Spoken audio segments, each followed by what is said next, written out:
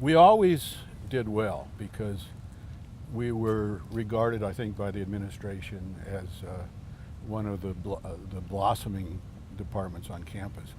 But we started with nothing. I mean, we started with virtually nothing. No research infrastructure. Very few people, and we had no model to work with. We were one of the few places that started that way in the whole country, maybe the whole world. But in chemistry, you can't be competitive in chemistry without major infrastructure facilities.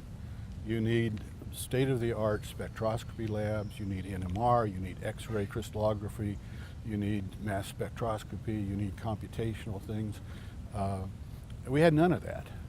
I remember Larry and I discussing, should we sort of hook our wagon to Riverside, who had a mass spec, and we could maybe use their mass spec. We decided not to, that we needed our own. So you cannot be competitive without these facilities. You can't hire good people without these facilities, unless you're lucky, like we were with Larry.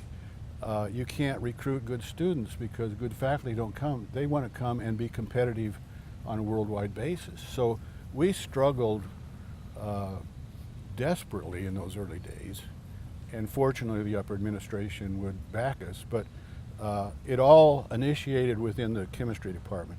Larry might write a grant to the NSF for a mass spec, and usually that required matching funds. To really do it right, you had to have more than one mass spec. You had to have a mass spec lab and a PhD technician to run the lab. The same would be true with NMR, same would be true with X-ray crystallography, and so on.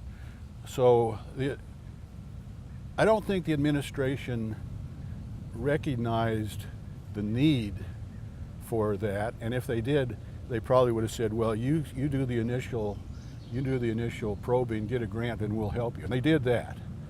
But if I were reliving this moment in history, I would have made a much more detailed and aggressive argument that we need these facilities if you want us to be a competitive chemistry department. We did it.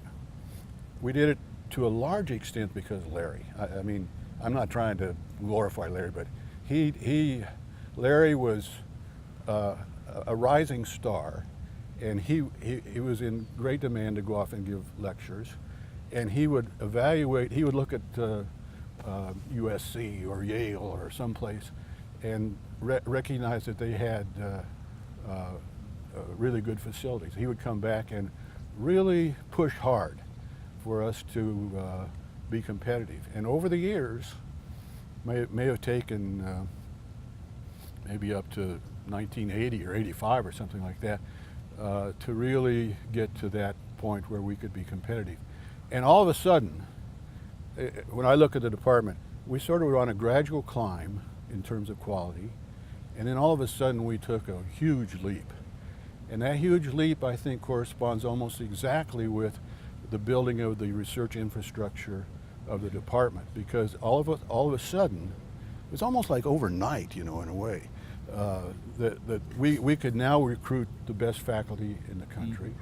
They would help recruit the best graduate students in the country, and I attribute that to a lot of factors. But the most important, I think, is this research infrastructure that we were able to build.